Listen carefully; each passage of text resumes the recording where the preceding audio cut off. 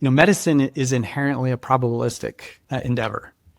All the lab tests come back. There is some rate of error in them. Clinicians, by their training, deal in probabilities. And so they're very accustomed to tools coming back, and it's not with a certainty. It's not like running a oil refinery where it's very mechanical. There's very set things. We are going by a lot of different sources of data. We all know there's some error in those lab tests, the various imaging studies we send people for. And so we're accounting for that. And I think that's why these models actually work quite well in this environment. We need to understand how well they work just by doing things like MedHELM.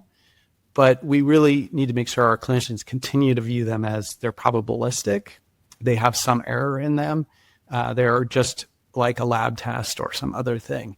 And we just need to be cautious of hallucinations. And I think we are very cognizant of that.